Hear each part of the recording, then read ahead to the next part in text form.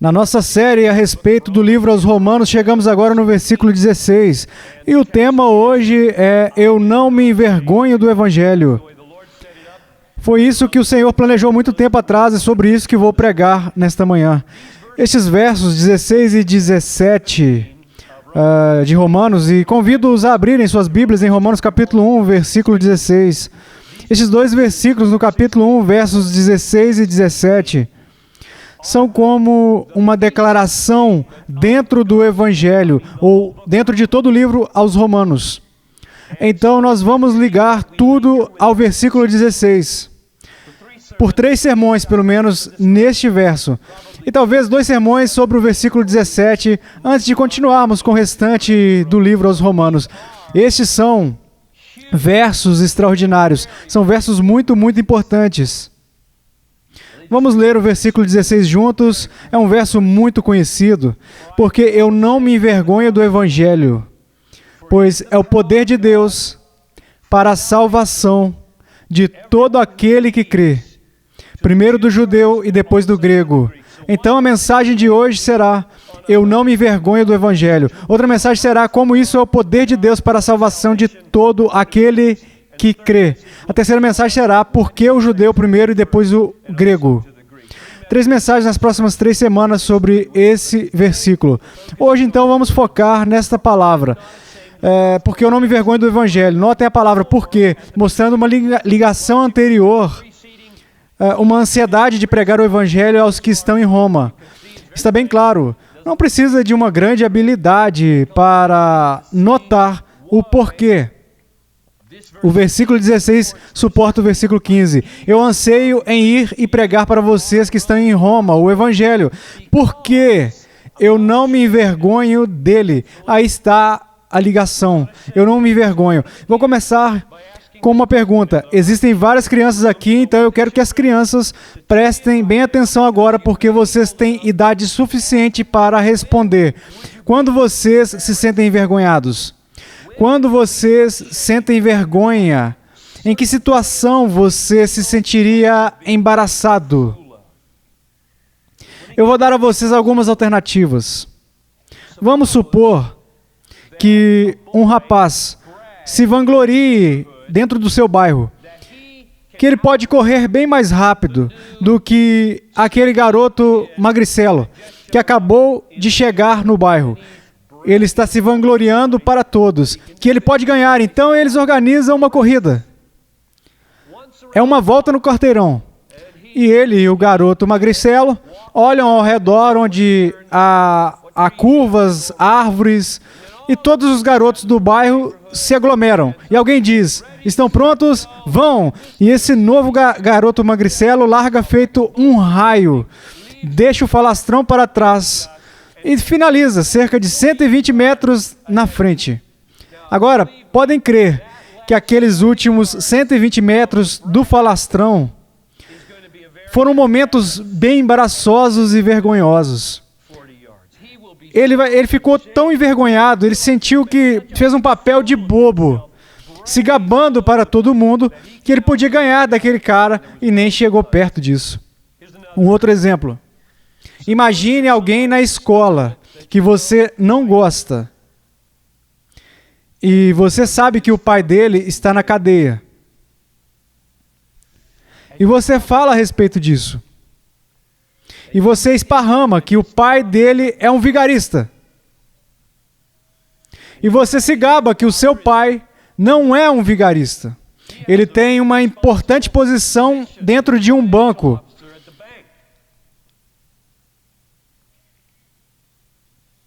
Então um dia você chega em casa, encontra as câmeras de TV em frente à sua casa. E você entra. A sua mãe está chorando muito.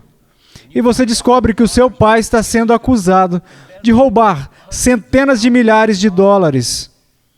E ele foi para a cadeia. E agora está aguardando o julgamento. E você não quer voltar para a escola no dia seguinte. Porque não só você está com vergonha dele, está com vergonha de si mesmo. E de tudo o que você se gabou a respeito do seu pai. E de como esse outro aluno tinha um pai que estava na cadeia. Ou outro exemplo, imagine que você ponha muita confiança na sua aparência.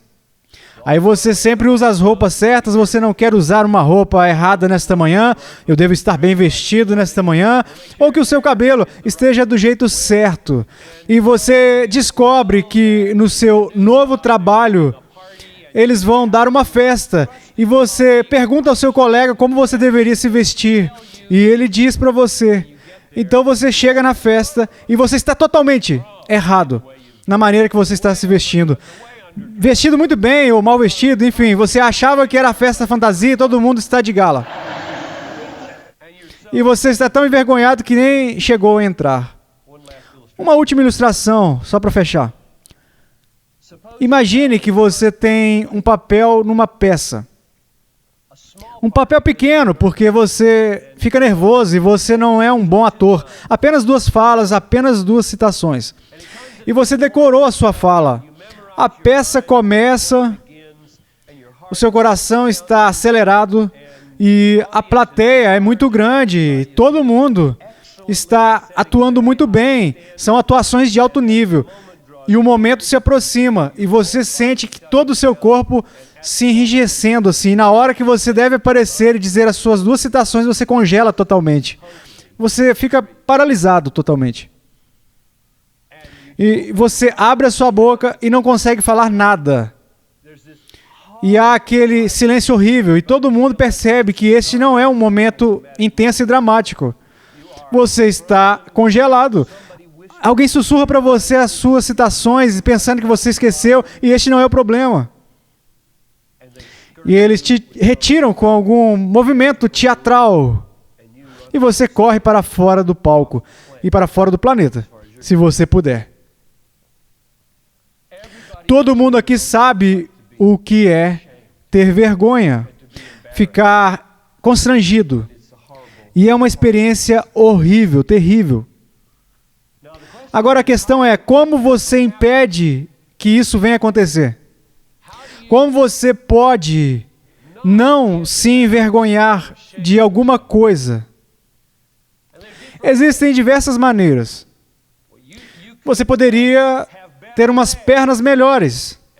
E você poderia ganhar do garoto uma gricela e você não ia ter vergonha. Ou você poderia ter um pai melhor que não roubasse. E você não se envergonharia.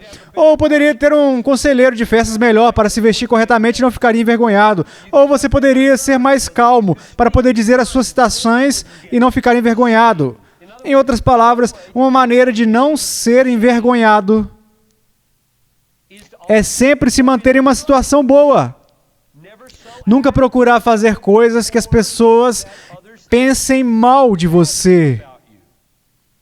Esta é uma maneira.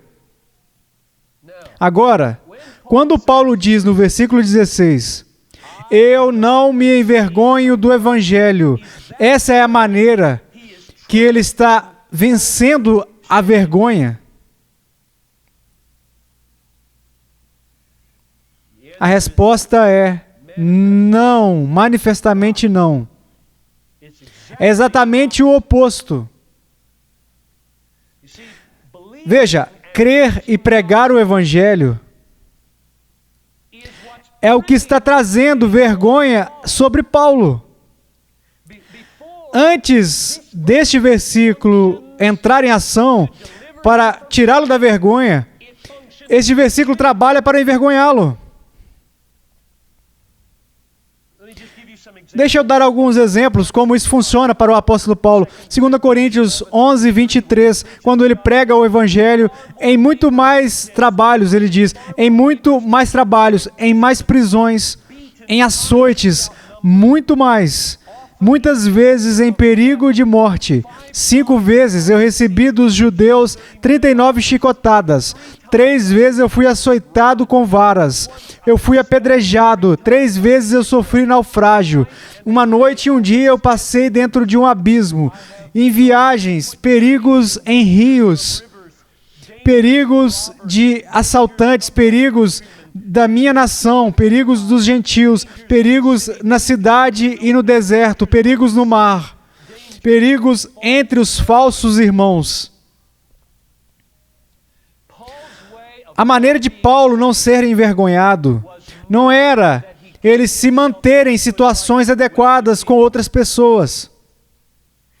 Não significa que ele não era experiente e não pudesse desviar dos problemas por intermédio da vida, conseguindo a aprovação das pessoas para o que ele fazia. Essa é uma maneira de evitar a vergonha nesse mundo, sempre calculando o seu comportamento. Então, assim as pessoas vão gostar de você. Você vai ser um escravo se você fizer isso. Você vai ser submisso durante toda a sua vida se você tentar evitar a vergonha, agradando as outras pessoas. Quando Paulo olha o mundo descrente, o que ele enxerga? Vejam o versículo 14, que nós vimos na semana passada. Eu sou um devedor, eu estou debaixo da obrigação. Eu sou um devedor a gregos e a bárbaros, aos sábios e ignorantes. Por que ele disse isso? Porque ele disse, entre todo o espectro social, eu sou um devedor. Porque essas pessoas tinham várias maneiras para envergonhá-lo. Os sábios iriam envergonhá-lo de uma maneira, os ignorantes iriam envergonhá-lo de outra maneira. Todo mundo tem uma maneira especial de envergonhar aqueles que pregam o Evangelho. Eu vou inserir um parênteses aqui. Quando Paulo olhava essas pessoas, imagine a nossa cultura hoje em dia. Pensem em uma cultura que despreza o Evangelho. Pensaram? Talvez a televisão, o teatro, os esportes, a política. Uma cultura que despreza o Evangelho. Eles ouvem o Evangelho e, como os gregos, eles dizem, que tolice! Agora, nos nossos dias, aqui na América, o nosso estilo de vida conservador e a nossa orientação bíblica corre risco de ser tão politizada que a nossa resposta a pessoas assim é desprezo e não a dívida. Teste a si mesmo agora mesmo. Você assiste televisão, olha para os discursos políticos. Você caminha pelas faculdades e fica notando como as pessoas se vestem. E o sentimento no seu coração não é, eu devo a eles a graça, mas que nojo! Teste a si mesmo. Existe uma politização de valores bíblicos. E o resultado disso é nojo. Isto não é Romanos. Isto não é a Bíblia. Se você se aproxima do mundo com esse nojo, você não vai ganhar ninguém para Jesus.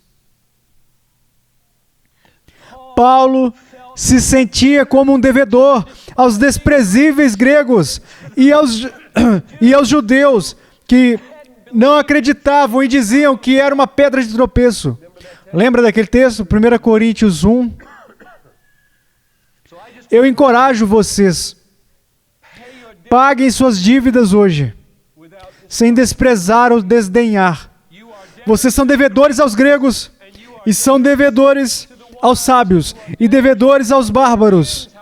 Da forma que você os definir, e vocês são devedores aos ignorantes. Pague suas dívidas. O problema é, eles não querem o seu dinheiro. E eles não querem o seu evangelho. De jeito nenhum.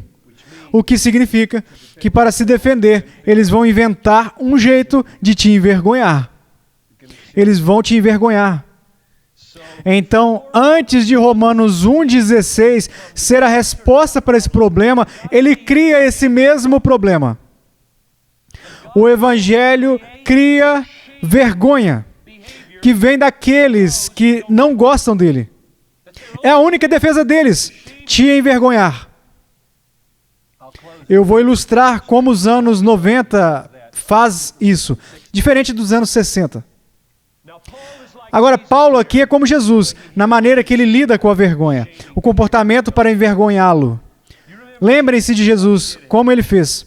Ele foi abandonado pelos seus amigos, ele foi falsamente acusado de blasfêmia, ele foi açoitado, ele foi ridicularizado, ele foi despido das suas roupas em público, ele apanhou de chicote, ele foi torturado em público e ele foi feito tolo. Quando estava na cruz, e eles riram e disseram: você que salva os outros, salve-se a si mesmo agora. E ele simplesmente recebeu calado a vergonha sendo derramada sobre Jesus. Como ele lidou com isso? Hebreus 12:2 diz como ele lidou com isso. Pelo gozo que ele estava proposto, ele aguentou a cruz, desprezando a vergonha. E ele sentou na destra do trono de Deus. O que isso significa? Jesus suportou por sua causa, por minha causa. Ele suportou desprezando a vergonha. Como você colocaria isso? O que você diria? Isto é o que eu acho que significa. Quando a vergonha, que foi derramada sobre Jesus de muitas maneiras, quando a vergonha começou a ameaçar seu coração, como ameaça o seu coração provavelmente todo dia, em público, a vergonha começa a ameaçar o seu coração e a tentar te fazer abandonar o caminho da obediência, da coragem, da ousadia, verdade, do amor e graça e ser um bom devedor. Quando a vergonha começa a ter esse poder na sua vida, Jesus olhou a vergonha na cara e disse: eu te desprezo. Eu desprezo você. Eu não vou me ajoelhar para você. Eu não vou te dar nenhuma satisfação. Você pode fazer comigo o que quiser no curto prazo. Eu não irei te obedecer. Eu não irei te seguir. Eu não irei ceder a você. Eu te desprezo, vergonha. E eu não vou deixar você mandar em mim. É isso que Jesus fez com a vergonha. Ele desprezou a vergonha. Ele não deu lugar para a vergonha sobre a sua vida. Eles jogaram sobre ele. E com toda aquela vergonha que foi jogada sobre Jesus, ele disse: eu desprezo tudo isso, toda ela. Eu não vou dar nenhum espaço no meu coração. Eu não terei vergonha do meu Pai. E ele caminhou pelo Calvário e nada o deteve. Nem as pancadas, nem os cuspes, nem as puxadas na barba, nem as zombarias com a roupa de púrpura, nem a nudez, nem a tortura, nada o deteve. Nada foi como o nosso pequeno teste nas ruas. Como ele fez isso? Como ele teve a força para desprezar a vergonha? Verso 2 de Hebreus 12 diz: pelo gozo que lhe estava proposto, ele desprezou a vergonha. A vergonha despindo todo o suporte terreno. Nós temos muitos suportes terrenos. Este culto, eu quero dizer, é um suporte terreno. Vejam quantos de nós estão aqui. Não é fácil? É fácil estar aqui, ok? Isso será tirado, pessoal. Tem pessoas em casa hoje com câncer que gostariam de estar aqui. Isso será tirado. Isso será tirado, jovens. Será tirado nas universidades, será tirado nas ruas, será tirado da sua família saudável. Isso será tirado um dia. Esse suporte que nós temos aqui. Jesus, amigos, o abandonaram por causa da vergonha. A reputação dele foi destruída pela vergonha. A decência dele foi tirada pela vergonha da nudez. O conforto dele foi tirado pela vergonha da tortura. Então, quando todo o seu suporte lhe for tirado, quando tudo ao redor da sua alma for retirado, em o que você se apoiará? Pelo gozo que lhe foi proposto. Ele olhou por cima da vergonha e viu seu pai.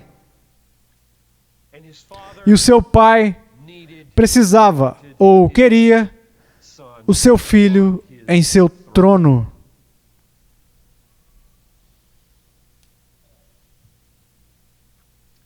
Paulo era como Jesus. Eu não me envergonho do Evangelho. Os cultos gregos não resistiriam. Então, como você vencerá a vergonha hoje em dia, amanhã e no próximo dia? Você irá dizer isso. O poder do Evangelho, ou o Evangelho é o poder de Deus para a salvação. O Evangelho é o poder de Deus para trazer as pessoas à salvação. Você irá olhar além da vergonha imediata e dizer, isto é poder. E a maneira que os anos 90 irão envergonhar você. Eu ouvi Alistair Begg dizer outro dia, em uma gravação, nos anos 60, os meus amigos costumavam me envergonhar e me culpar por crer no Evangelho porque eu pensava que era verdade. Hoje as pessoas me envergonham por crer que existe algo como a verdade. Então a maneira que você será envergonhado hoje em dia não será de ser acusado de estar errado, mas por acusar os outros de estar errado. Nem existe essa coisa de errado. O poderoso poder de Deus sobre nós será muito, muito grande quando nós nos livrarmos da nossa vergonha. Marquem isso. Este é o meu encerramento. Você será envergonhado por causa do Evangelho, mas você não tem que se envergonhar do Evangelho. Vamos orar. Ó Todo-Poderoso Pai Celestial, eu peço que Tu venhas e que Tu nos liberte por este ministério. Nos tenha e nos dê poder, nos use. Em nome de Jesus. Amém.